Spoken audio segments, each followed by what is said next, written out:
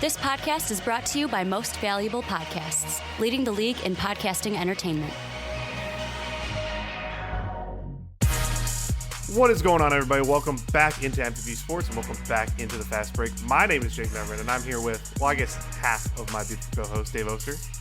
Thanks, everybody. Ricky's away, had to work today, unfortunately. We'll welcome you back next week, Ricky. You get to be week 2 of the overreactions to the NBA season. But today, we're going to be touching a couple different topics. We're going to be talking about the hot start of the Los Angeles Lakers, touching a little bit on the Golden State Warriors in the Western Conference, and then a little bit of talking the Eastern Conference and some of the contenders that maybe aren't off to such great starts that some might have expected. Some might not have expected, I guess. But yeah, before we get into everything, down below in the description, please do check out our Patreon. You can watch these recordings live as they happen. We record the Fast Break every single Monday of every single week. The Giraffe Room is now starting to get going. Dave and I actually did record our 1.0 big board. That'll be going up this week as well. So check that out. You can also view those recordings live. And we'll have some, the NFL also does their stuff live on there. So we're recording some of that on Patreon. Please come check it out. Also, our Discord down below. Join the community. That is free to join. You can talk to us. We've been getting fire emojis to a J Huff contract all today. So I'm just saying, we love when guys get paid. We do. So check it out. Free to join as well, even if you're not a big basketball person. Football, wrestling, baseball, chats for every single one of them down below in the description. In the Discord, free to join. Also, please do leave a like, hit that subscribe button, and it'll hit that bell so you get notified every single time that we do go live or post a video. And yeah, I think I got the housekeeping. I think that might have been a speed run. Oh yeah, and we'll be giving out Wet Boys today. That'll be the return of the returning segment of Wet Boys. I have Ricky's Wet Boy as well, so there will be 3. But yeah, without further ado, let's get into it. The first topic that we're going to talk about today is the Los Angeles Lakers. At time of the recording, they are 3-0, leading the Western Conference, or tied for leading the Western Conference. I think it is, because there's them and the Thunder, I believe, are both 3-0. Yep. So yeah, so let's get into it. I think the only place to start is, I think, Dave, bold statement here and question towards you. I think coaching matters in the NBA. Now, why would you say something so silly like that? Coaching, like, you could put anybody next, as long as this team has LeBron James and Anthony Davis. Who does it matter who the coach is? They got 2 top 10 players, right? Yeah. That's what I was told. That's what I've been told for years now. Shockingly, Darvin Ham could never. JJ Redick, shout out for making a difference. 3 games, we've seen a lot of changes as far as the priorities of this Lakers team, and I think it's been really exciting. The one key thing, like, out the gates is establishing Anthony Davis is our go-to focal point of the offense. And I know that that's scary because Anthony Davis is someone who has never been known for his health outside of the bubble season. But let's be honest, this is like the best start you could possibly ask for. And it's not like these were like powder puff games. This was Minnesota, Phoenix, and Sacramento. These were 3 really, really high quality offenses they went up against, and they were able to match them not only on the offensive end, but also obviously beat them defensively. So like Anthony Davis for me has just been the surprise. And I know like everybody was making jokes about JJ Redick being like, oh, well, he's going to be drawing up plays and all this stuff. And it's like, yeah, actually, as it turns out, plays are good. ISO ball, and like you take a turn, I take a turn, and like we just wing things. Maybe not the most efficient basketball you could be playing. I'm just, a lot of preconceived notions this year are kind of being like shattered in my brain, you know? Yeah, I'm in multiple NBA Discords, and one of the things that I've said repeatedly over the last 2 years in most of them is that I am strictly of the belief, as a team that was coached by Doc Rivers for 3 years, that coaching matters. Like, now, is coaching going to be the difference between you winning a title and not winning a title? Probably not. That's going to come down to your players and your talent. But to put yourselves in that position to get to those situations, that's where coaching matters. Like, if you watch this Lakers offense, you can tell so quickly the changes that have happened. The amount of flare screens, backdoor cuts, handoffs, and just quick decision-making that you see, the ball doesn't stay for more than like 2 to 3 seconds, right? It just continues to move. AD is used as their central hub for basically everything. And then when he goes to the bench, oh yeah, you have LeBron James. And they're able to switch it up so quickly because LeBron had the flamethrower over the weekend where he had 32, 14, and 10. He's almost 40, by the way. And he was absolutely hooping. And so they chalked what they usually do and like, LeBron, take the ball and go. He was like, swing that. You know what I mean? Yep, I was gonna say. I was like, oh, we can't say it, but we gotta say it. That was one of the greatest quotes I think I've ever heard from LeBron James, and in real time, just watching that sideline convo happen. I think the fact that they're even getting off-ball LeBron James is a thing for like one of the first times in his career since the Miami Heat days. It's kind of crazy to see what they're willing to do. Really, the only drawback, and I heard somebody else mention this, or not drawback, but thing that they haven't done yet that we'd like to see is them consistently shoot more volume on the 3 ball. But again, you're 3-0. How much are we really going to nitpick on like the JJ Redick's keys to success for the game? He's clearly winning games. He's clearly talking and they're listening. And he's getting a lot of really positive results out of guys who have seen kind of midseason after midseason, for the last couple of years. So, yeah. I mean, and I don't, again, this is before they play Phoenix for the second time. We are recording this on Monday because they do play tonight. But I mean, 120 points in 2 out of your 3 games. The only question that I'll have really for them is defensively, how are they going to adjust? Because I think they are a little bit, what's the word I'm looking for? What's the word I'm looking for? Vulnerable. They're vulnerable defensively because listen, there's one glaring person in the starting lineup that's probably going to need to be adjusted. And I think we all know who it is, and it's kind of been the way. Him and his white blonde hair, whatever it is that's walking up there. It was a choice. D'Angelo Russell is the guy that on this team just kind of looks like a little bit of a fish out of water, like when they're running their stuff. And it's not really a negative towards him. I'm not the biggest D'Lo fan. I know you kind of like D'Lo. You like D'Lo. Yeah. Retro also. I don't know. I don't know if he fits with this team long term, just because if they're gonna run everything around AD like they are, D'Lo is not enough a consistent catch and shooter to be able to warrant the amount of minutes they're really going to need out of their starting point guard. So Reeves has already kind of taken over the shots, right? He had that explosive game in their second one. So I'll be interested to see. I don't want to like turn it into a whole trade this guy, do that. But like, no, but I mean, we did talk about before the season started that like D'Lo was the guy that they're probably going to need to replace with like ideally someone who can be more of a 3-and-D point guard, someone who doesn't need the ball in his hands to create because they already have 3 guys who can do that for themselves. So it's like, you're right. He's not a perfect match for the system. He's being asked to do less, which isn't necessarily a bad thing. But I mean, if he can't scale down his role and become more of a catch and shoot player, then I do think he's going to see less minutes and you're going to see more Gabe Vincent out there. And, that's fine. Maybe some more Dalton Connect. Like, whatever the case is, we just need to get different looks. Yeah, I'll be interested because their offense has been very, very, very good. You talked about the 3-point volume. But again, Anthony Davis did play 76 games last year. So there's a little bit of hope there. But at some point he's going to have to miss some time. It's not a he's going to get a major injury like people always like to, the cliche and generality that they love to do. But like he's going to pick up knocks and bruises throughout the season. That's what NBA players do in general. Like we see Steph's probably, we'll talk about him later, is going to miss a couple games, right? Like I'll be interested to see the variant of the offense once he's not there, if they just shift the hubbing to LeBron and then kind of adjust it there. The difference with AD is just so LeBron, okay, this is going to sound weird. LeBron is a giant human being. That's not what I'm not saying. But AD being able to see over the top of most defenses is why it's so effective right now. And the amount of I don't think you're going to see LeBron used as a high volume screener like you're seeing AD right now. So I'll be interested to see because they don't really have anybody else on that team that has a similar a similar play style or profile. I mean, we've seen Jackson Hayes come a long way in a short amount of time. Yeah, I don't know about that let's one. Let's not put that on him. Yeah, I just find it funny because I think this team will probably need either a guard adjust. It's funny because they're 3-0, but you can kind of see, listen, they're not going to be the number 1 seed in the West. They're going to start to lose games eventually. Right now, the NBA is adjusting to them and trying to figure out how to beat them, how to play against them. I will find it interesting to see what they target at the deadline. Just because we talked about D'Lo, but D'Lo could stay, and if D'Lo does stay, or if they use him in this trade, like, listen, it's been rumored for years, and I'm just gonna throw it out there that like they need another guy who can be an offensive hub, who can pass. Oh no, who can play off of other stars. I'm just saying, you're asking for the backpack? Wouldn't Draymond Green just fit perfectly on this team? He would.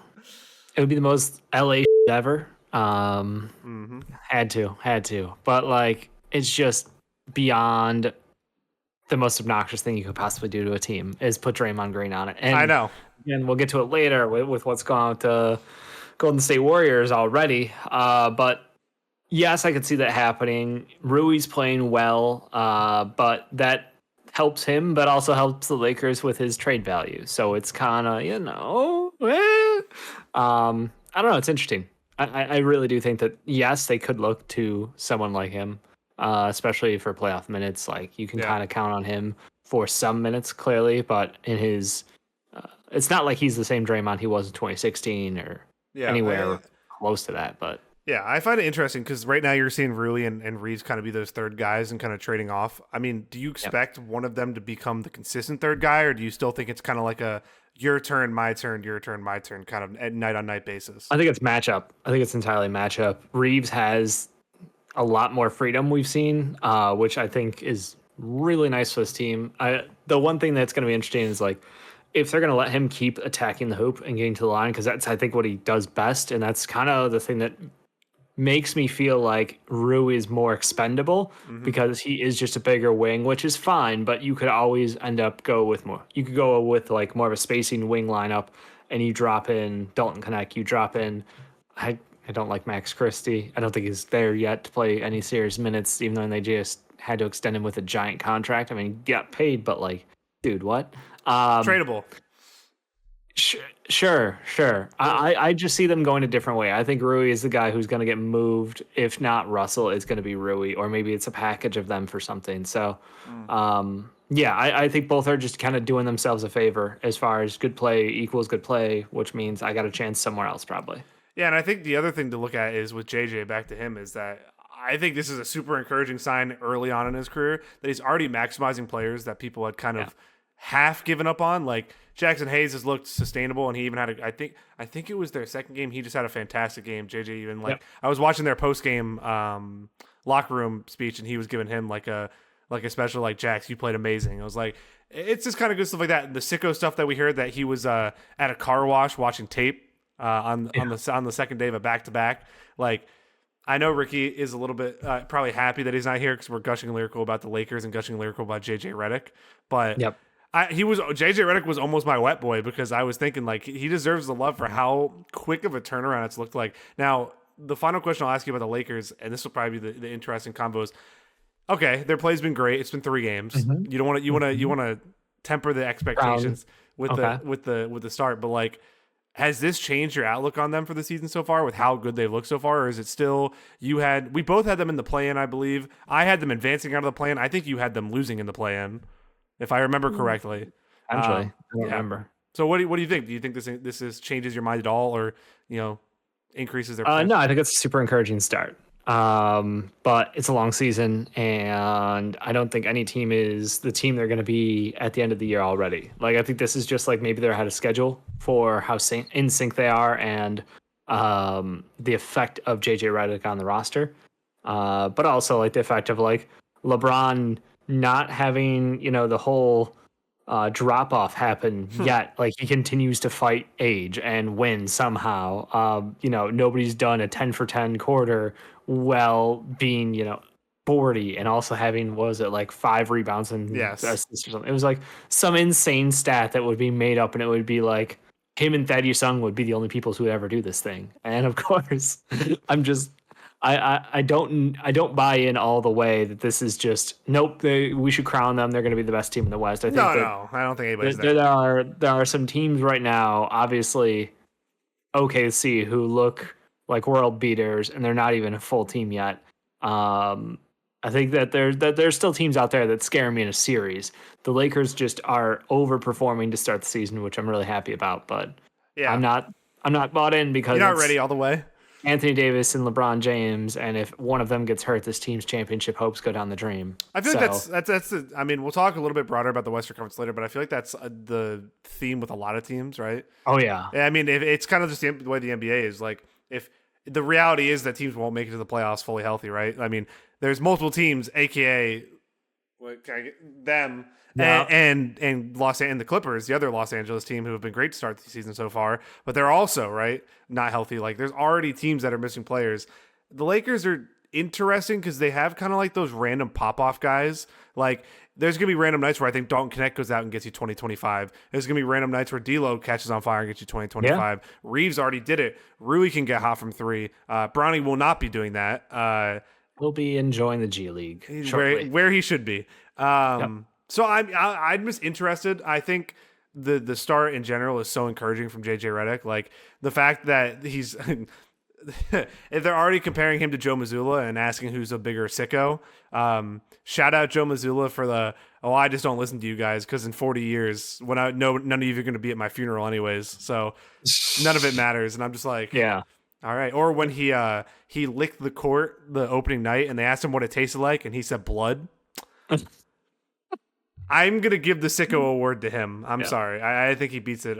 Is there any final talking points? Anything else you want to talk about on the Lakers? Anything? No, I feel like the Lakers are impressive to start, and we'll see how it holds up. I think, like you said, the pop off guys, we'll have to see who shakes out of there. I genuinely don't know like what to expect out of Jackson Hayes. If we can get this level of production out of him for the rest of the season, like. That's a small miracle in itself. Yeah, right. So he had, and that's the frustrating thing is like I remember him at the draft, and it was like this guy has all the athleticism in the world, but like I don't think he cares about basketball. And that's the problem. Now we're seeing like someone spend time, and maybe it's just it's a combination of maturity, time, and right people talking to you the right way, and we're seeing results. So excited to see him try and put together a very good season for himself, but. I'm just not all the way bought in just yet on the Lakers. I understand. All right. With that, we're going to move in. That's a little pause on the segments. We're going to move into Wet Boys for the first time this season. I do have Ricky's Wet Boy. I'm pulling it up on my phone because I needed the stats up. We'll go with his first since he isn't here. He debated this last night with me in Discord, and he still didn't decide. So I texted him this morning because he was waiting to see who Dave just picked. Oh, wow. So he texted me, and he wanted to give prop to one of the other undefeated Western Conference teams. He wanted to give Thunder love, so he picked SGA, Shai Gilgeous-Alexander. I mean, good start for SGA, 28.5 points per game, 8.5 rebounds, 6 assists, 45 from the field, and I believe, 30. Not great from three so far, but that's because if you've watched the Thunder, the volume has been high. There's been a considerable high amount of chucking this year in the NBA so far. Your guy will definitely get into that he has been chucking that thing. If you watch the Sixers, Tyrese Maxey's been chucking. He shot 17 threes last night or yesterday afternoon. Necessary. By the way, 85 shots in 3 games, the most in franchise history. It's impressive when you played for the same franchise as Allen Iverson. That's true. But the Thunder, man, I don't know, were you there when we were, I don't know who it was. It was at least me and Retro. And I was talking to him. I'm just like, man, I was watching the Thunder last night and they don't even have Hartenstein yet. Yeah. I just don't know. And Chet has been, shout out Chet, because he could have been a wet boy too. Monster. He has been fantastic to start. I don't know if the Thunder get healthy or stay healthy. Oh, yeah. Or J-Tub, because the one picture from him from the game yesterday. Caruso's been amazing so far for them. Like, I don't know who's going to stop him. Like, if they're healthy, man, I don't know.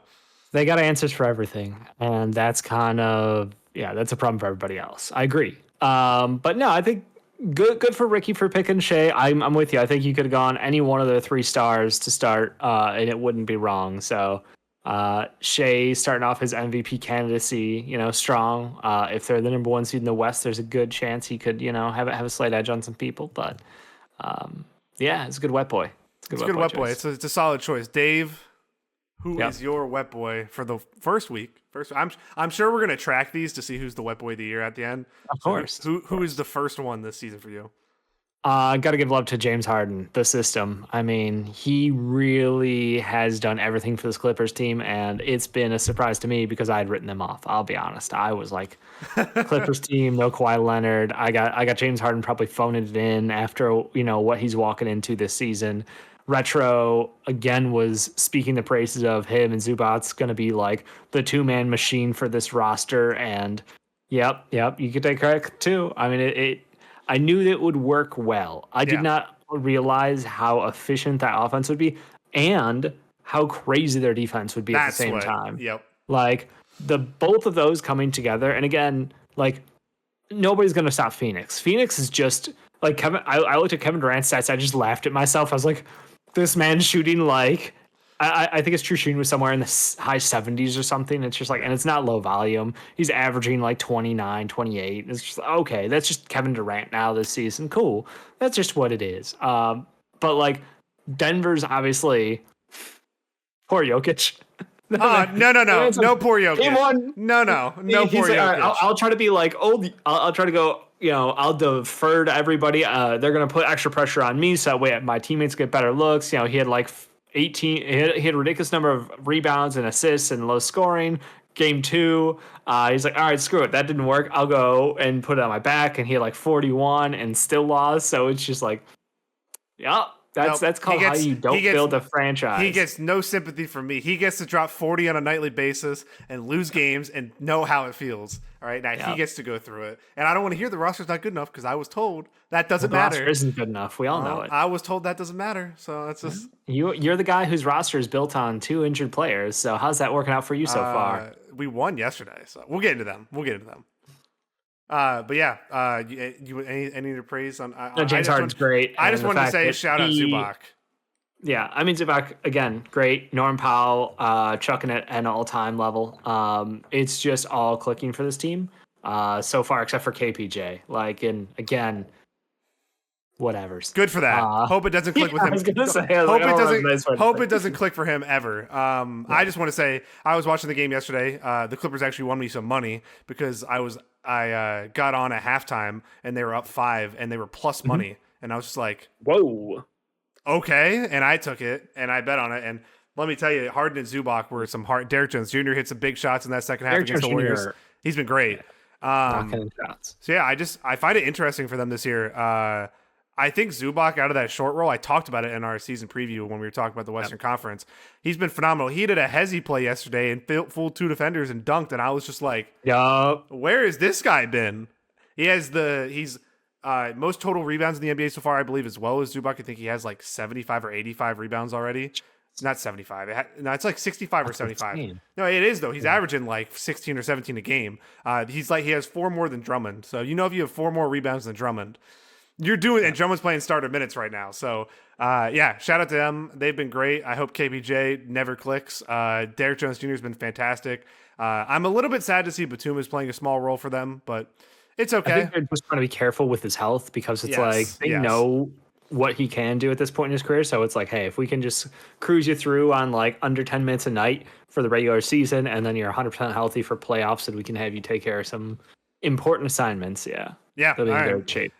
Shout out Clippers. They've had a great start. Their defense, I said in the preseason, could be top 5. It might be top 3 at this point. We'll see. My first wet boy of the season is going to be none other. We're not going to talk about this team a lot. So I'm going to give them a shout out. They haven't won a single game yet, but their actual play has been good. I'm going to give mine to Cade Cunningham of the Detroit Pistons. He is averaging 27, 8, and 5 on 47 from the field. Basically 48 from the field. I think he's been so good, and this team is obviously going to be let down. Their fans are already calling for Tobias Harris to be benched and to not start. He's been putrid on their team. They're paying him $26 million this year and next year, by the way. And the Sixers were holding him back, remember? I'll be interested. Jalen Duren gave a crap for half of a game, so progress there. He was getting hyped about that, Yeah, progress. But Cade Cunningham, scoring at all 3 levels, driving efficiently, driving assertively. Efficiently is not really what I would call it, but... I'm just saying, driving efficiently in terms of his volumes of 55% true shooting, that's fine. Pretty much league average. No, I'm saying driving efficiently, getting rim pressure, which he hasn't been doing, and scoring at all 3 levels. He's going to have to chuck for this team. He plays for the Detroit Pistons. His percentages, the fact that he's at 48% is kind of shocking because the amount of shots I've watched him take. I think he's been fantastic. I think that he's finally kind of showing me the offensive assertiveness I wanted to see out of him 2 years ago. While Jaden Ivey has not continued his preseason form for them as a shocker. I find them interesting. I think they have looked better than their record shows. I hope that doesn't. I'm pretty sure they play. I forget who they play tonight. They play the Sixers on Wednesday, so I hope their slump continues. But they've looked good overall. When I watched them play, I've watched a couple quarters here and there. Defensively, Yeah, it's still not great. It's not good even. You could yeah, walk that tone okay, all the way down. yeah, It's yeah. bad. Offensively, though, they actually looked like what is the word? They actually look kind of like together, which is Yeah. until Tobias decides to post up. And I watched the game where they actually had a chance to beat the Celtics, and That Tobias was threw away easy. 4 possessions out of 5. So shout out Kate Cunningham, because honestly, he's playing with a whole pile of trash on that team mostly. Hopefully, Asar Thompson comes back soon, which won't help their offense, but would definitely help defensively. But yeah, Agreed. any thoughts on the Pistons? No, I really don't want to get upset about a team right now. So I'm glad they're doing Piston things. It's a shame that like we got so excited about their offense and then James Wiseman got hurt and then their offense got worse. So big shame. Talking Big about shame in last that year? Pacers game. No, the Pacers game. Oh, Pacers. I was like Wiseman. Yeah. Wiseman looked great, and then he took the wrong step, and I guess he's out for the. Well, I guess because it happened so early, he might be able to return for the playoffs, but at that point, he's not going to play. The fact that like their offense was swinging as soon as he was in the game, and then Well, then they when he can't. They left can't. that They, game. they. We'll get into them when we talk about the East. The Pacers. Yeah, we'll get into them. So that'll wrap up the first edition of Wet Boys for the season. Yep. Shout out. That's one on each of their tallies. We'll see at the end of the year when we come back here. Around playoffs time or after the playoffs. I forget how you guys do it. Honestly, shocked you didn't do a twist move and go dry dudes to the refs after the ref nightmares we've seen between the Raptors game and then obviously the game. I don't want to talk about that. Let's stick on the. Oh, it's not really a positive. Let's stay out west. We talked about the Lakers in our first segment. Let's talk about the Golden State Warriors in our second segment. Steph Curry obviously going down in the third quarter of that game last night. They said it's not too big of a deal. He's going to be reevaluated on Friday. D'Anthony Melton re-injured his back. He's out for at least 2 games. The Warriors, man, they're not off to a great start. They have not looked great at any time. We both had them out of the playoffs, I believe. I did at least. We both had them out of the playoffs. They're a talking point because some people thought they would be better. Steve Kerr said this is the deepest roster he's ever coached. I guess, like, what are your overall thoughts on the Warriors? And, like, is there any way to fix this from what you see right now? I mean, there's positives. Like, Buddy Hield looks like he's the right fit for their play style. I think, I'm not saying he's a great player. I think that this is the best way to use Buddy Hield at this point in his career. I think that they nailed on that pickup. I think Wiggins obviously had a really great game against the Clippers as well. Offensively, this was probably the most together we've seen him be in a long time. So excited for Wiggins, and I'm excited for Buddy Hield on that roster. Outside of those 2 guys, no, I think Draymond Green being a dirty player and dragging down Zubats in the paint on a charge was a BS call. And the fact that he got away with that with no repercussions at all is just ridiculous to me.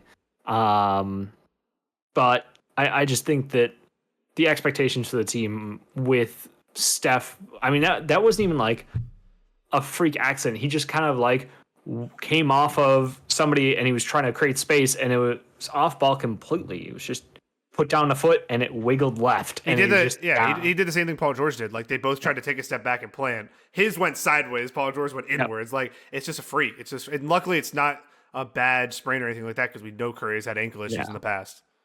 But that's enough. The fact that that's all it takes, and he's just like, all right, well, that's this game. He would just walk straight up the tunnel. It was like, we're not even stopping. He tried. No, he tried. No, he tried to stay on the bench. No, he did. I was watching the game. He stayed on the bench and they worked on him a little bit, and then he was just like, yeah, there's no shot. It's a shame. I shout out Andrew Wiggins because he's been shooting crazy so far to start the season. The one guy that I wanted to target, and TJD also has looked good. I know you got to like pick out small positives from teams like this, but Pods, man.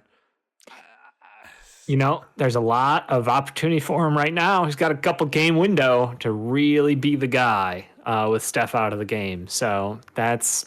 But there's no evidence that's told me that he's going to take it. You know what I mean? And we could be eating our words in a week, but I don't know. No, well, you'd be eating your words. I'm not writing him off just yet. I think the fact that they looked so highly upon him in the offseason and were supposedly declining, big deal trades with like Lowry Markkanen and potentially other players because of his involvement. I don't think he's a bad player. I do think that there's definitely limitations when you can't hit the side of the backboard from 3 to start the season. But I think, again, last year he shot well. Last year he was making just under 40% from 3. So, like, I don't think it's going to be like all of a sudden he forgot how to shoot and he's Asar Thompson. I think it's truly just he's had a rough start to the year. He's got to adjust, and now he's going to be asked to do more with Steph out. So I am hopeful he is going to rise to the challenge, and this is honestly going to be like one of those chances where, like, almost like Giddey has in Chicago, where it's like, hey, you can stuff the stat sheet right now. There's nobody going to stop you as far as opportunities. So if there's ever a chance for you to prove that you're more than just like a role guy on this team, it's now. So yeah, I'm excited to see what he does in the next 2 weeks. That's, I think, is going to be the most like biggest determining factor for him. But yeah, Melton out, Steph out, like it's him, Draymond. We'll see if Draymond plays. Let's be honest. Yeah, this might be the Draymond rest couple games because Steph's not playing. Yup. He loves that. So we're going to watch Moses Moody and, probably some Lindy Waters minutes. It's going to be real good times if you're a Golden State Warrior fan this season. So it's kind of an interesting topic to talk about with us two because neither of us two were high on them anyways.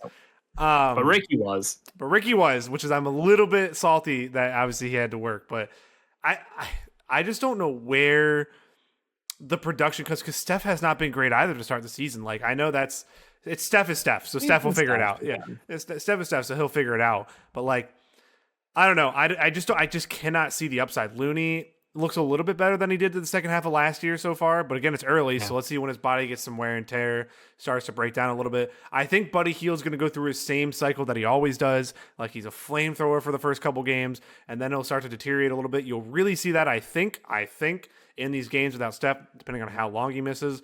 Obviously, Buddy always has that X factor that if he catches fire, then he can go crazy.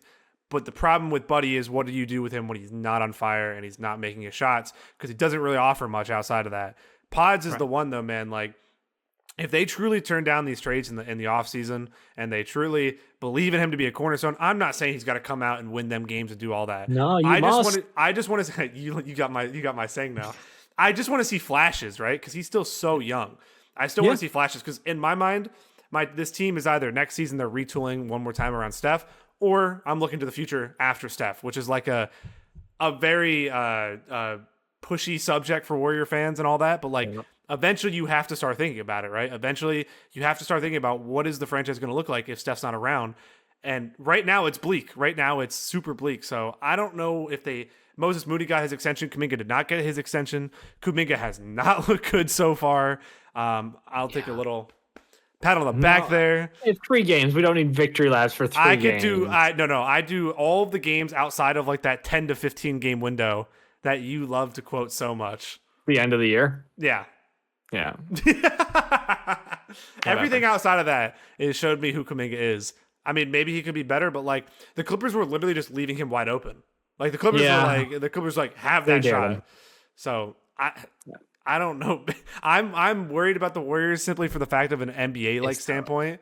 Like, you want them in the playoffs and you want them competing, but that West is so deep, and the Clippers are who I thought they were going to be. I just don't see a spot for the Warriors. I think this gives me mad like Kobe Bryant playing with D'Lo vibes, like that season. That's this team right now to me. I think it's over. I think the window's closed shut and then some. Put the latches on. Like, it's might as well just figure out. You already said Draymond to the Lakers. I wouldn't say no. I'm already thinking down the line of like, cool, we'll let Steph be Steph. If he wants to stay here, like, he's deserved it. He gets all the money in the world. He can play however long he wants to in this on this team. But yeah, I'm already looking for pieces because there's no way this team can compete for a championship today. So I'm looking at like, okay, how can we maximize the role players? Like, I am kind of curious about a lineup with like Pods, Moody, Kuminga, and Wiggins. Like, those 4 together are interesting. And then TJD at the 5. I don't think that's a bad team, but that's probably like a 26-win team. Yeah, I was gonna say, like, they're not like the 1917 wins that we're gonna see from the Wizards probably this year, but they're not that much better. And the problem is the bench doesn't get better for you. So like, this is a team that needs to dig deep as far as looking at flipping assets while there's still some value left on them. If they can get a good run out of Wiggins, like, teams would want Andrew Wiggins, who cares about basketball again. If he's passed everything off the court in his life, and I know that was a lot for him, then you get a really great player and at a decent value right now for a contract. So like, I think that he's someone who you should probably look by midseason as like, look, if Golden State's not a game above 500, you should be selling. You should be selling quick. Do you think any of the young guys are, what's the word I'm looking for? Do you think any of them are like bona fide part of this future? Or do you think they all, because I think a lot of them, like, I'm not saying that they're bad players. Because the big three you look at are Kuminga, Moody, and Pods. Those are kind of the three guys that you're looking at. I'm not saying, I think Moody's fine. I just don't know what his upside is. I think Paz is fine. I don't know what his upside is, and I don't know if Kuminga's good. Like, Kuminga's the one who should be better than he is. Like, the idea of Jonathan Kuminga is an athletic wing who can play some small ball four, can shoot, can rebound, can run the floor, and He's super athletic. Yeah, can create constant rim pressure. But the problem is there's just no consistency to his game. So I don't know. And why is that lack of consistency? What's the common theme with consistency in his play over the last couple of years? Maybe the fact that his coach doesn't like him? Is maybe the fact that his coach rips him out of games instantly for mistakes that other guys would probably get to play through? Might just be the fact that when Steve Kerr is done and Steph Curry is done, we'll see the best out of Jonathan Kuminga. I'm not saying that's like a bad choice that they made. They won a championship, clearly. Yeah. They had one priority. They got that. They won their championship a couple of years ago. Good for them. But also, I don't think Kuminga playing under Steve Kerr is the best version of Kuminga that he can be. I think that's the thing in my mind. I watched him play in G League. I watched him have like spark moments where it's like, yeah, he can absolutely go off, and the pressure he goes at the rim with is like reminiscent of like basically a smaller version of Giannis sometimes. But the problem is he gets 1 touch, 2 touches like that a game tops, whereas other guys will get more, run across the board. And for a guy who is in a contract defining year for him, like, how have you not had time to figure out, like, carve out a role for him? That's what blows my mind. So like, but also, like, I just think his front office doesn't want him. And yeah, I think that, listen, I think, and this is going to be I'm sure the Warriors fans have heard this all time and time again. Oh yeah. But we know when the window got messed up was when they took James Wiseman. When you take James Wiseman and you don't take LaMelo Ball, and I understand LaMelo Ball has had his injury issues, but if you watch LaMelo Ball in the first couple games this season, you still see that he's an all-star level player every single game if he's healthy, and that's where the window messed up for me. I mean, I think that Kuminga, it's kind of the same thing I'm going through with one of my players we'll talk about later, but Kuminga might just not be good enough right now. And I think Steve Kerr, a lot of the other young guys are getting run. So if Kuminga isn't, I don't think it's as much of a thing on Steve Kerr as maybe Kuminga's just not good enough right now. And maybe he would be better on a different team. Maybe he would be better on a different system. Who knows? I don't know. I feel like a lot of the blame, and Steve Kerr has had some questionable decisions over the last 18 months, 2 years. But like, it's coming off of winning a title when they weren't supposed to in 2022. So you kind of get that grace period and what he's done. Yep. So I don't know. I find them interesting. We can kind of turn it into a little bit broader of a conversation if there's any other Western Conference teams you want to touch on before we move on. Like, it's just the West is going to be, we talked a little about the Clippers.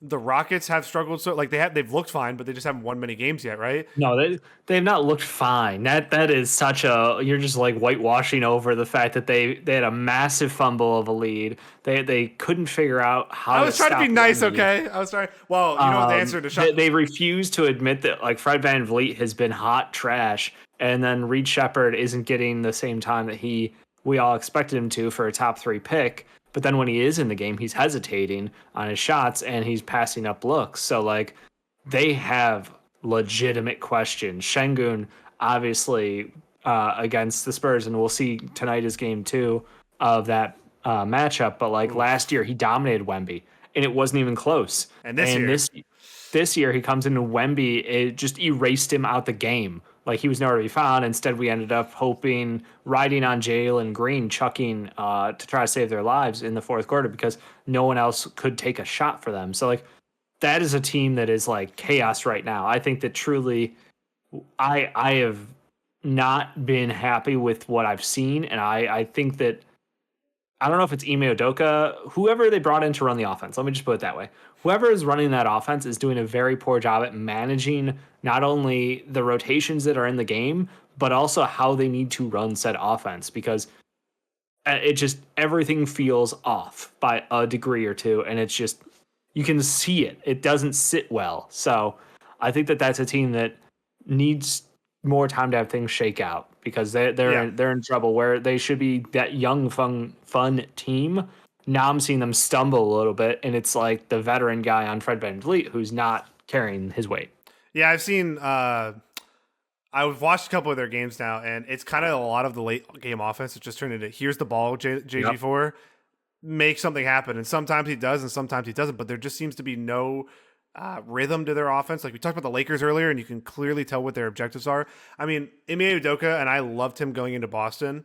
This Houston job was a little bit different, and the fact that they went out and they spent the money on Dylan Brooks, that was fine. But then they spent so much money on Fred VanVleet, but then you're kind of stuck, right? Because really, they should be in a youth movement. Their youth guys, their young guys should be getting basically all of the run. Reed Shepherd should be playing 25, 30 minutes a night, figuring out the NBA. But you can tell when he's out there that if he gets, it's kind of, you talked about the Kuminga situation.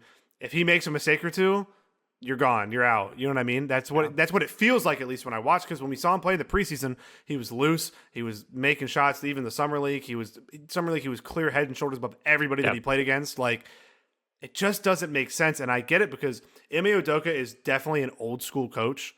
Old school defense earns you the offense, like that kind of stuff. But at some point, like, you need some type of offense coordinator. And again, I'm not privy to who that is if they did do that. If they did do that and they brought somebody in, I can't tell. I can't tell. Also, can I just get a quick rant off about Jabari Smith Jr. somehow ghosting into the background and taking none of the blame? He's like, so bad. He can't shoot all of a sudden. And how can you be that big and like have no inside game, but also the thing that got you to the NBA was the outside shot, and that also is now gone. So like, what are you doing for us? Anything. Like even incredibly disappointed. Yeah, no, it's frustrating, right? Because like I said about Kuminga, like he looks like a player who should be better. Jabari is like the prototypical guy who should be thriving in today's NBA. Yep. A large four who can shoot and can score at all three levels, but he's just like, and I don't know what it is, but it's just some of these players, like, they're just so hesitant to assert themselves in games. And I know, like, we've had this discussion about Patrick Williams before, right? Where, like, you're like, DeMar is taking his shots, blah, blah, blah. I'm like, yes, but if you are a good enough NBA player, you will find the shots within the offense, even if they aren't allotted to you. You will find the ball, find the space, and if you find the open space, they have passers on their team. Şengün will find you, all right? That's literally what Şengün does best. So, like, outside of Amen, who had one pop-off game, and besides that has kind of been like, Şengün was great except for against Wemby, where he was just atrocious and he couldn't even play down the stretch. And then Jalen Green's out there because they have such limited shot creators. If Fred VanVleet's going to be, like you said, hot garbage this season. And again, it's 3 games, so it could easily turn around the next 3. But like reacting to it now, I just like their offense is going to struggle all year long, and I don't really know how they're going to turn around unless they're going to adjust rotations. Yeah, I'm with you, and it's gonna be a long season. I'm just getting myself prepared for that. The only other team in the West that like highlight right now, and we kind of hit it a little, was the Nuggets struggles. Yeah. You said no excuses. This is a former championship team with a multiple time MVP on it. They doubled down and they paid Jamal Murray money. Aaron Gordon got money. Michael Porter Jr. had money already from last year. And this team, somehow the most consistent guy on the court is Christian Braun. Like, so what crazy. What do we do? The guy who was the only weakness supposedly on this starting lineup is the only guy bringing it every single night outside of Jokic. Team, no. You know who we need to talk about? It's freaking Russell Westbrook and how awful he that was atrocious. Yeah. That, if you watch the worst of the worst performances, he shouldn't be in the NBA anymore. I think this is it. Like, He's been so bad. Like, usually, this is what we had the discussion, because shout out Retro, loves to do the thing when a player's on the Clippers of pointing out their positives, and then when they're gone, pointing out the negatives. He's going to listen to this later and DM me, and it's going to be great. But usually Russell Westbrook, he makes these dumb plays. He always did that. His entire career, he made dumb plays. But he could cover them up because he was so athletic and so much better than everybody else that he could make winning plays that way. Now that that's kind of stripped away and he's not head and shoulders above everybody else, the game has almost looked like it's sped up for him. And he looks like a young player playing right now, where he is just mistake after mistake after mistake after bad shot after defensive assignment miss, all that. And I don't know. Listen, they were relying so heavily on him leading the bench unit and him being the positive in the Jokic off minutes that No. they're screwed. Nope. They're screwed. That's what it seems like. And they're going to be in the playoffs because that's what the Nuggets are going to do. But like right now, they're screwed if they come into a team that they don't match up well against. Yeah, and even if they do match up well in theory, they still have no depth. So there's a chance that if you're not juicing all the minutes possible out of Jokic, like you probably still won't win sometimes. So it's like it's incredibly tough. And yeah, Russ, I mean, 0 of 8 and then 2 of 10 for his shooting performances. Like we know he can't shoot, but like why is he taking that many shots in the first place then? It just questions lead to more questions. And you said it, as far as running the second unit, I was hoping to see something out of that, but instead it's just ugly. It's ugly basketball. I don't know. This is a team that year over year, like I feel like I sort of like the picks that they make sometimes, but then things just don't work out. Or in retrospect, now it's like, wow, this is the team that passed up on Isaiah Hartenstein on the roster. They passed up on Jay Huff on their roster. They passed up on a lot of people who were on their roster. Technically, they were signed Denver Nuggets, and then they were like, nah, we don't really need that guy. And on like non-deals. So Infuriating. I'm looking at them going like, great, you've addressed your problems by passing up on some of the best like talent you could get for almost no value. And then the guys that they do have on the bench, like Dario is Dario. We know who he is. He's not going to win you anything. He could play a couple of minutes, but like he's not a championship caliber guy on the bench. Peyton Watson has not proved anything on the offensive side. Defensively, he's an all right stopper. But like our hopes and dreams are in Julian Strawther being the best shooter ever on the planet Earth, like basically, in order to keep this team in games. So I don't know. Aaron Gordon can't shoot. I told you.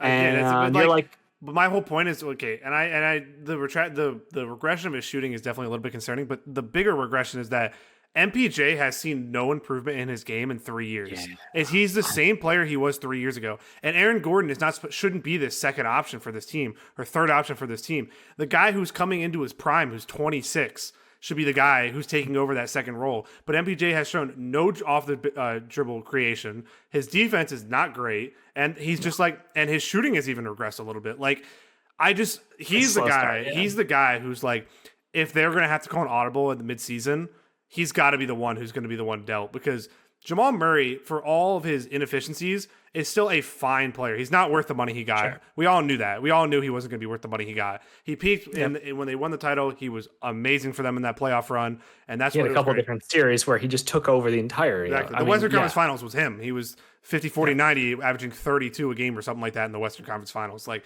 but he's not the guy. Like, the guy who should be overtaking that second role is MPJ, and he has done nothing to warrant that. So, talking about a team that would love an Andrew Wiggins that cares about basketball, the freaking Nuggets would love him. But I don't know where MPJ's going, because the Warriors, no, that would be another disaster. So, yeah, I don't know. I don't know where the Nuggets go. They're going to start winning games just because, again, you have Nikola Jokic on your team. They're going to find ways to win games. But I do find a little bit of satisfaction that Jokic gets to go through this.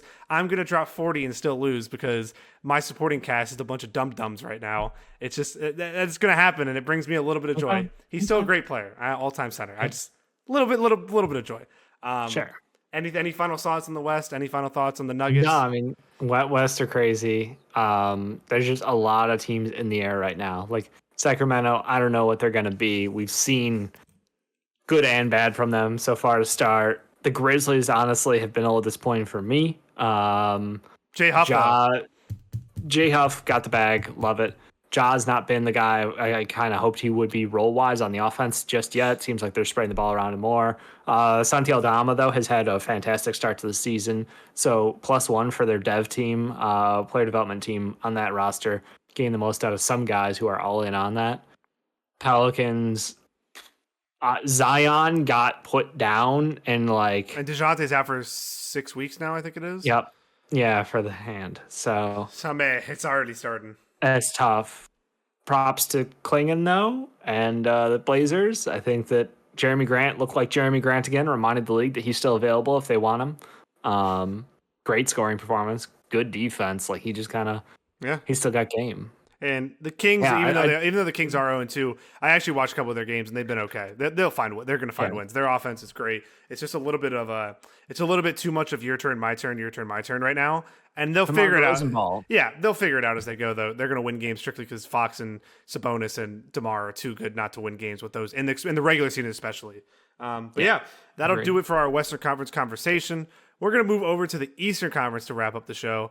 And we're going to talk about 3 contenders. We'll start there. The Sixers, Pacers, and Bucks all starting out a little bit slow. We'll start with the Bucks because I think they're probably the most interesting one because they are the team that is healthy right now. And they besides Chris Middleton. Yeah. Sorry. But they have Dame and Giannis. They have their top 2 guys. If you have your top 2 guys in today's NBA, I almost count that as like you're pretty healthy because very rarely are you going to have all of them. That's just how it goes. That's how it goes. I talked about Chris Middleton and his injuries, and you were like, "But he was a great player in the playoffs." And I'm all like, "Yeah, but he's not healthy enough to be considered a good player." Like, yeah, but he was good in the playoffs. Problem. Yeah, I understand. I don't want to go into him though because he's not playing right now. I want to stay on the court. Sure. Dame and Giannis, 35 minutes a night. Darvin Ham said, "Come with me and play on the court." I don't know if this is much more than this. Just looks like a Doc Rivers coach team right now. Like. There's no creativity on their offense. They give the ball to their 2 stars, and they say, go ahead. Dame torched the Sixers night 1, of course, and then the next 2 games has been back to what we saw last year. So I'm interested to see, what do you think is the core problem right now? No, it's Giannis even laid out in the interview, is that they don't have an offensive identity. Like, they just don't. There's effort missing from a lot of people on the defensive end, too. Like, it just feels like a team that's not a team yet. And Doc's kind of the problem with that. So yes, Giannis can go bulldoze downhill and never get a call against him for that for, however many games this season, and they'll still win some games. But yeah, without Dame actually nailing shots and being more, I hate to say this, but like he has to be more of the point guard on this roster, and he's not been the guy with the ball in his hands the most. I think it's been split, and I think even then we're still getting like, you have to. It's basically just they're not playing team basketball, and I know I don't want to use it as the excuse for everything, but like the Bucks when they were good, played through Giannis, played through Drew, moving the ball, getting the open shots in the corners, and letting Giannis's gravity like create for other people. And this year, it's like Giannis isn't passing out of those downhill drives. He basically is like blinders on going downhill, and there's just. Everybody else just happens to be on the court sometimes. Yeah. And they don't have enough guys who can do more than that. Like Bobby Portis has been okay. Brook Lopez has been okay. Brook Lopez was a monster defensively in the first game, blocking everything at the rim. But like their defense is never going to be their problem when they have guys like Brook Lopez and Giannis. We have Giannis on your team, right? Defense really isn't going to. It's like when they play the Sixers. Like if Embiid's playing, Sixers have a decent defense or good defense. If Giannis is playing, the Bucks have a good defense, especially when you have Brook Lopez who does not move well at all anymore. Yeah, but still rim protects with the best of them whenever he's there. Listen, the Bucks again. You hear us. We're not saying that they're going to stink and they're going to be a lottery team, but like no. Their upside is so handicapped when you have a coach like Doc Rivers, and we talked about coaching matters earlier.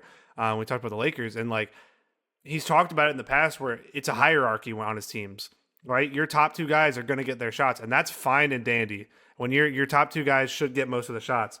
But the problem with that is that other teams know that then, right? Other teams can pick up on that, will game plan for it, and it'll handicap you just because you're so limited in today's NBA. When you watch the Lakers play, you don't know who's going to score on you that possession. Yes, they use AD as a hub. Yes, you could use Giannis as a hub.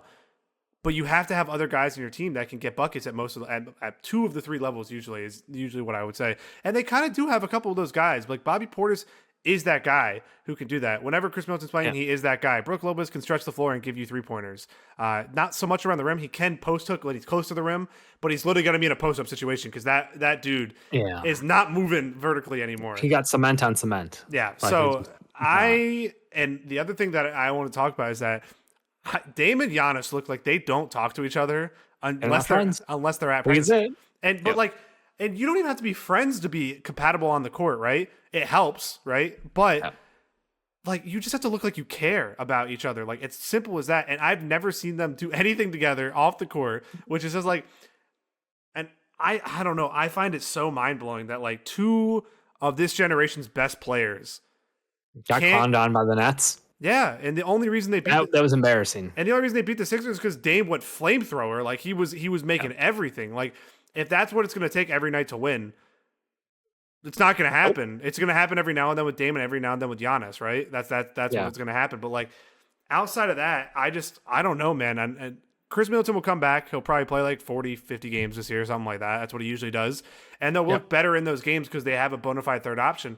But the worry is, if they're going to keep this offense going, we talked about a modernized offense in the Lakers. This looks like a 2000s offense. You're setting that high screen and roll. Nobody's moving off the ball. You're sticking two on the weak side, one on the strong side corner, and you're going. That's it. You're not doing anything else. That's the offense. Yep. And that's what happens with Doc Rivers teams in the playoffs. And usually what happens is, in the first round, he has enough talent where he has better players than the other team. Simple as that, right? You have Giannis and you have Dame. You could beat the team in the first round. Then you get to the second round where you face a championship contender. Because usually a second round is where you're a contender. Yeah. And they get washed off the face of the earth every single year, except for the 1 year that he had Rondo, Allen, Pierce, Garnett. That's the only year it didn't happen in his career. Every other year it's happened. It's second round Doc Rivers, year in and year out. And I just don't know how you fix it if you're them. I genuinely, is it a trade? Is it they brought Darvin Ham in, and bless Darvin Ham, he seems like a great dude and all that. But Taurean Prince is playing more minutes than the stars. What are they what's funny part is I've been in this exact situation where they're in. I've seen PJ Tucker. It looks very familiar. I've seen PJ Tucker play more minutes than Embiid and Harden out there. I don't know, man. Tobias. I bet you they'd kill for PJ Tucker on this team right now. They were rumored. They already were rumored. They'd kill for Tobias Harris on this team right now, probably. Ooh. Doc loved playing him 35 minutes a night. I know. No, he did. I'm with you. I think that this is a team with a cap on it, and I don't think that this version of the roster will succeed. My money's still on Dame moving on to Miami at some point. I don't think I don't think he's happy. I don't think he likes playing with Giannis. They can win enough games. And again, I don't know these people. I'm just making stabs in the dark on what we've seen so far. But we're over a year into it now, and it ain't working. And Doc Rivers isn't going to make it magically get better. So their bench has a bunch of athletic guys on there, and it feels like they want to play one way, but then Taurean Prince is getting 35 minutes a night, and Brook Lopez can't run the court.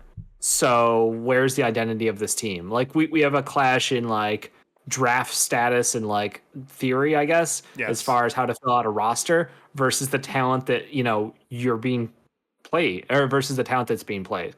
But we know that every time Doc Rivers is not going to play the young guys. Every single time he's going to choose the old veterans, and that's why I have a friend who's a Bucks fan, and I warned him when they sign guys like Taurean Prince, he's going to play a lot, because Doc loves the veteran guys who don't make many mistakes and don't turn the ball over very often, but they also don't make an impact. But he doesn't have to correct them. He doesn't have to teach them because he doesn't do that. The only young guy that got through his ranks were Maxey, and that's because it was so undeniable at some point that you had to play him.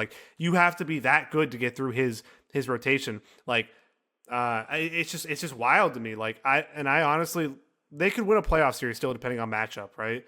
But if they come up against let's say semi-healthy to healthy, if they come up against any of the I can't even think of the teams right. The Knicks, the Celtics. The Knicks and the Celtics are the obvious one. I don't think anybody's picking anybody over the Celtics in a playoff series. That's the obvious one. But if they come against the Knicks healthy, I don't think they're beating the Knicks. They come against the Sixers healthy, I don't think they're beating the Sixers. That's a big Cavs, no chance. I was about to say the Cavs, no chance. Cavs are cooking. Cavs are absolutely cooking. And then you bring a team like the Pacers, who I think would probably run them out of the gym. I think that's just a bad matchup. Exactly. Well, let's move that into the Pacers conversation. Yep. The Pacers also have started 1-2. Interesting start to them for the season. I feel like they've looked a lot of the same, but their shooting has not been good. Right. And that's what makes the Pacers the Pacers, unfortunately. They rely so much on the long ball, and the fact that we watched a game 8-on-5 and they still could not pull it out in the end. Very disappointing. I think that we're still dragging our feet. I don't know, like Maxi chalked it up, or not Maxi, Jesus. Tyrese Halliburton chalked it up to, oh, well, it was Steph told me to take naps before games, and I tried that, and I felt like it was a slow start. And I'm like, you can't be serious right now. That's not an excuse. Like, That's what you're blaming. I get it. It's a long season. You've had a rough shooting start. Okay, sure. I can write off a little bit, but like the team is not hitting at the same rate they were last year. Certain players are doing really well though. Like Neesmith still looks pretty good out there. I think that you're still getting good contributions out of TJ McConnell. I think that Nemhard's been solid, but like you need Tyrese Maxey to be the guy. You need Pascal Siakam to score more than 16 a night. Like you have to have your best players do more. And I get it. Rick Carlisle is going to play 10, 11 deep because that's the type of coach he is, and that's the kind of roster they cultivated. But at the same time, like I'm watching guys like Ben Mathurin, who it's like, all right, you have like a streak where you look like, hey, you can get any bucket on the court you want right now. You can make it to the line at ease. Like everything looks good. And then meanwhile, that game against Philly, like he stepped on the court and I was like, get him off the court now. Yeah. Like he is not helping your team. He's helping the other team and just blatantly like That makes it 7 he's on 6 somebody then. who needs to make that jump. 7 on 6 then, right? Yeah. It's tough. As So we say tough. this, they're down 11 to the Magic about at halftime right now, and it's Obi Toppin. It's Obi Toppin with 10 points as their leading scorer. Yeah. I don't know. Is that a thing? Like, and I know you've had some like coaching experience. Like when you decide to play a roster or a rotation that's like 10 deep, and you just don't give enough time for your like guys to gel together enough. Whether it's like, I don't know if he does, because Carlisle had like a couple pairings he stuck together, kind of like hockey shift style, but like at the same time, I feel like maybe they don't have enough time out there to be effective enough, and we're giving a lot of time to guys who should be getting less minutes, maybe. But a lot of the roster is returning, right? Like a lot of the roster is the same. So the chemistry stuff shouldn't really be a thing. I know, at least I'm not going to be like, ho, ho, I'm a coach. Ha, ha, ha. Right. But a lot of time in my practices, like we'll run we know our rotations, right? So we'll set up, we know this lineup's going to be out there in the middle of the second quarter and this lineup's going to be out there. Let's put them together in practice and do that now, because a lot of people are just like starters bench, go. You know what I mean? And that's not, I'm sure that's not how it is in the NBA. I'm sure Rick Carlisle knows far more than I do, but it looks like that's what they do right now, right? As soon as the starting lineup goes out, it's just like nobody knows what they're doing. And it's kind of like, oh, let's throw Jarris Walker in there and play him for 3 minutes. Nope, that didn't work. Let's take him out. Let's put somebody else in. Like, let's put Shepherd back on the court. And then that didn't work. Oh, let's take him out and put TJ McConnell back on the court. It doesn't seem coherent or fluid or whatever. And that's like something I said about Nurse in the second game against the Raptors. It seemed like they were just throwing, and this is the time of year to try it. So I'm not going to like break their balls too much about that. Like this is if you're going to mess around, it's the first 15 to 20 games to do so. But yeah, man, it's just their defense is so bad right now. That offensively, last year they would make up for it because their half court and transition numbers were so good that it didn't matter. But their defense was good last year. That was what went under the radar. Right now, like they're getting torched. Like something so lazy against the Sixers is that they tried to double team Maxey towards the end of the game, and Maxey just went around the double team and then finished over top of the center. Like if you're gonna double team on the elbow, you can't let him get to the outside. That's pure effort. Like that was Siakam. That's pure effort and pure laziness. Like you're doubling from his weak side. How are you letting him get around you? That is just and it's just lazy. And Siakam hasn't been good enough, and Halliburton has been horrendous to start the season. Yeah. Like absolutely, they were trying to put the next game didn't even exist. They were trying to put the graphic up that him and Maxey had. I'm like, no, Maxey is still averaging 24 a game. Halliburton's at like 7. And Halliburton's not a guy who I think needs to score 25 a game. He needs to score that probably 17 to 20 range, 17 to 22 for them to win. Yeah, but it needs to be closer to a double-double. Exactly. That's the thing. Exactly. He is not the focal point, or he's not the engine that runs the offense yet. Like he was last year to start the season. He was very clearly when he was healthy during, some smaller stretch later in the season. But starts the season, guess what his assist numbers are? Not very good. unhally-like. We're talking 4, 5, and 2. It's not good enough. That's not the guy he's been his entire career up to this point. So, again, guys miss shots, but Halliburton not only is not making his shots, he also is not facilitating shots for other guys at the same level he was previously. So I think it kind of starts and stops with him. Yeah. And if he picks up his level of play, everybody else in theory should get better because that means they're also making their shots. He's getting them better looks. But yeah, I mean, this is a team where I think that they can get away with this because the way the East is this year. Yes. You said it, like if there's time to play around, it's the start of the season. But especially because everyone is kind of hitting the struggle bus to start, it feels like a level playing field. Yeah, in the East. It's actually what I kind of imagine is the younger teams are playing better to start the year. Is like the team like the Magic have been fantastic so far. Team like besides the one who they get blown out by, I forget, but 2 out of the 3 games they've been fantastic. Anthony Black, shout out, he's looked amazing so far. Like amazing in terms of what I expected from him. The Cavs again, you have Jared Allen, Evan Mobley, and Darius Garland around Donovan Mitchell. They've looked fantastic so far. So it seems like that.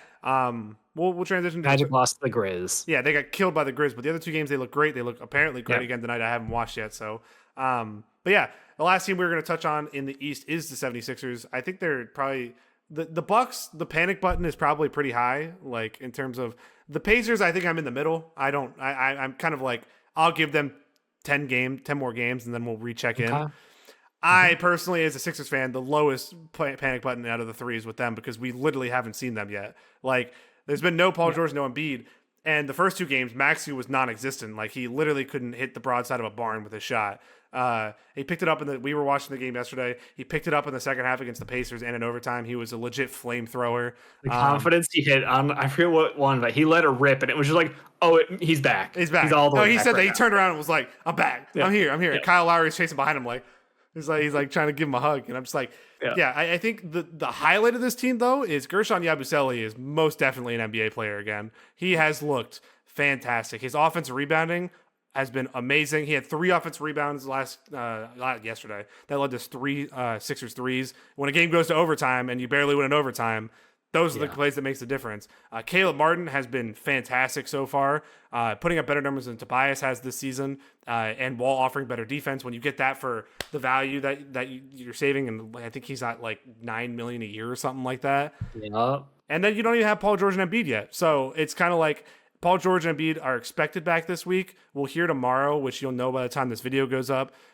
If I had a hunch, I think probably Paul George plays on Wednesday, and then we might see Embiid on Saturday. But you're only playing 2 games in a week, and one of them's the Pistons.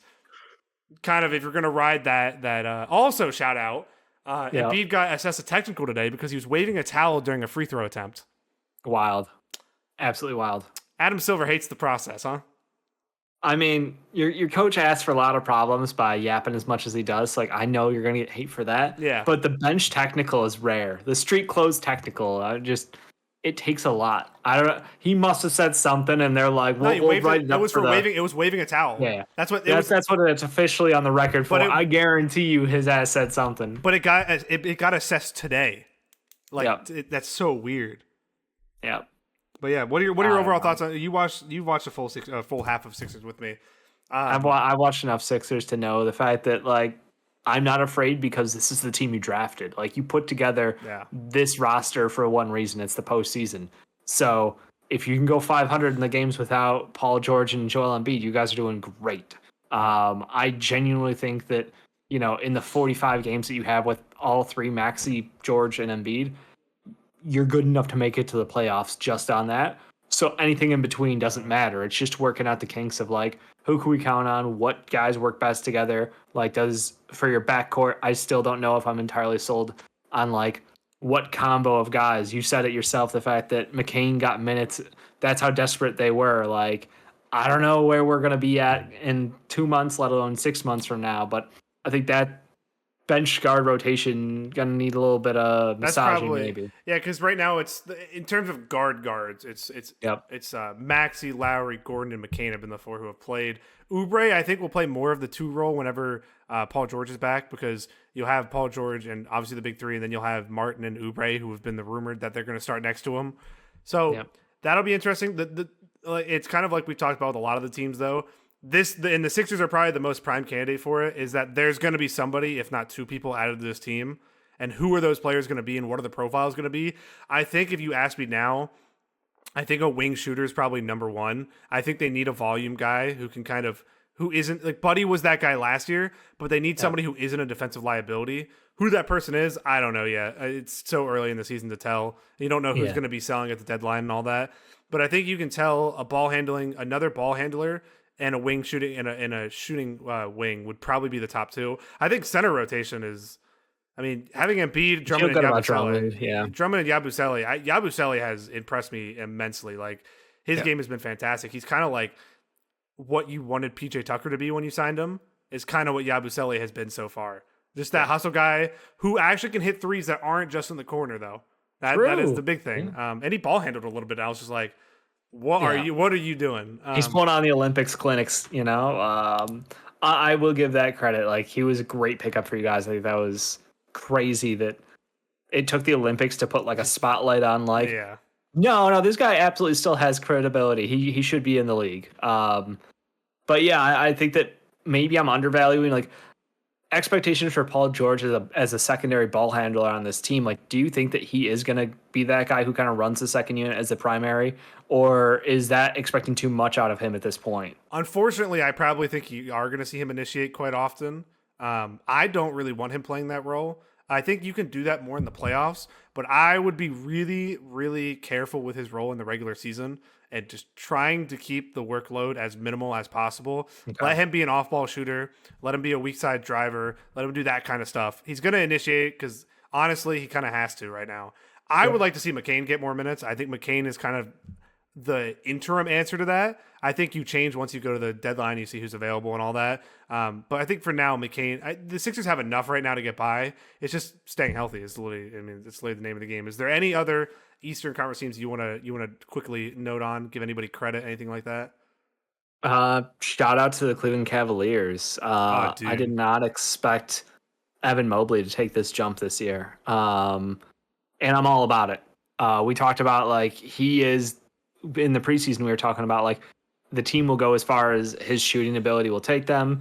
And it seems like clearly new coach, new thoughts on who the number two in the offense as far as priority should be. Mitchell's still doing his thing. I think Garland, we got to see more. Game one was a little limited. Game two, better. And yeah, Mobley's been great. Obviously, don't expect Karis LeVert to shoot infinity percentage for much longer, but never. You know, I'm really happy for it. And you add Max Strus back to this team in a few weeks as well. So yeah, they're interesting, man. Dean Wade, hopefully he can stay healthy because that's always been his kind of Achilles heel. He's a good high volume role player, but he just cannot stay healthy so far. And also shout out Orlando Magic because they've been great so far. Paolo has looked great. Franz looks better again, which let's hope that continues. And Anthony Blackman looking pretty good as a ball handler initiator again. I had kind of given up on him already. I know it's quick, but I had already kind of like, wow, I'm like, he has shown a lot more than Chet Howard, that's for sure. And Chet got out there and made some shots. And also, shout out to the Nets because they might not be as bad as I thought they were going to be. They're still going to be bad. Cam Thomas going to put up 30 a night. Hey, I have a bet on him and Maxey both to average 26 a game. So nice. Cam Thomas is going to get all those shots. Ben Simmons stuck in the attempt at the rim. I'm not allowed to comment on that because they never change. Also, the Hawks have looked really good. They're the same thing though. It depends on who you ask. There's someone in our Discord who would argue very much against that. Well, Clint Capella and Jalen Johnson have not looked good, but Reece Shea has looked good, and Trae Young is Trae Young. Trae Young has been unbelievable to start the season. That's who I thought Ricky was going to give his wet boy to because he's averaging like 34 and 11 or something like that. It's something stupid. But yeah, any final thoughts on week one, Dave? Any I would say I'm looking over at the standings and I'm going like, no, I think the Knicks, after being embarrassed on national TV in front of everyone, I've kind of reset my expectations, and I think they have as well. We hit the Pistons already. We hit the Bucks. Bulls are a conundrum. We are, I think, bound for 500-ish. You know, that's we're good, and then we're really bad. And we're not just bad, we're really bad. Down 9 to the Grizzlies as we're recording. And of course, the Bucks are beating the Celtics as we're recording as well, because of course that has to happen. That's how it works. Raptors, glad to see like Jonathan Mogba be like maybe a steal. Sheed in the second round, or Sneed in the second round. Like, again, decent enough play for very, very, very late picks for the Raptors. So Even Gray Dick, really good start shooting of the season. Yeah. He finished last season strong. Glad he picked back up where he left off. I think the Raptors are like very fun. I think the East has fun teams. Like the Nets are fun. The Raptors are going to be fun. The Wizards are depressing but fun. Oh, and RJ's back tonight for the Raptors, and they're beating the Nuggets right now. So, of course, love that. Love that. Yeah, RJ quickly got hurt, but I don't think it's long term. I think he's back soonish. I think because I think people can correct me. I'm pretty sure he's back soonish. RJ had a fantastic last year with the Raptors, so hopefully he can continue that this year. He's already has 9 points tonight. But yeah, that's the first week of the fast break. Down. I don't want to say down the drain, but that kind of sounds like a negative. I don't know. I don't want to say that. But yeah, for Dave and me and for Ricky, he'll be back next week. We'll be back at the same time on Monday. We usually around 7 Central, 8 Eastern. 7 Eastern, 6 Central. We record the fast breaks on Patreon every Monday. So check us out. The Patreon link is down below. Also, our Discord, again, community free to join down below. Please leave a like on the video, hit that subscribe button, and hit that bell if you want to get notified every single time that we do post a video. Leave your comments, leave your week 1 overreactions. Tell us, your hot takes, your week 1 overreactions, who stinks, who's good, and why Paul George is going to save the Sixers season, right? That's fine. Tyrese Maxey, top 4 point guard this year. Victor Wembanyama, already defensive player of the year. Dave. Nailed. Yep, we agree. Nailed that. Yep. But yeah, for everybody here at MVP, thank you for making far in this video, and hope you guys. Oh yeah, you go. Hold on. No. I looked down, and the one team we didn't mention was the Trailblazers, and I just want to shout out the fact that the Trailblazers play surprisingly good defense. Something I didn't expect to say. Jamie Grant shot like 17 threes the other night. Well, that helped, but yeah. No, I'm just saying. I've never seen him. Yeah, Klingon doing great work. Danny Avdija can't shoot, but he is playing good defense. Yeah, I mean they're just there's commitment. Yeah, I feel like that is a weird team. Sorry, I stole all the momentum to give a small shout out to the Blazers, but they deserve it. That's why we're sickos. You just cut off my outro to talk about the Blazers. But yeah, that'll do it for our week 1. We didn't really do overreactions though. It just week 1 reactions. We didn't really we didn't really cuss anybody out. But week 1 reactions. That'll do it for Dave, me, and Ricky. You'll see him back next week, and I hope everybody has a great day. As always, we'd like to thank the people that make these videos possible, our patrons whose names are displayed on the screen now. If you would like to become a patron, go ahead and click the Patreon icon in the bottom right. And if you'd like to check out another video from MVP Sports, hit the video in the upper left. As always, thanks for watching.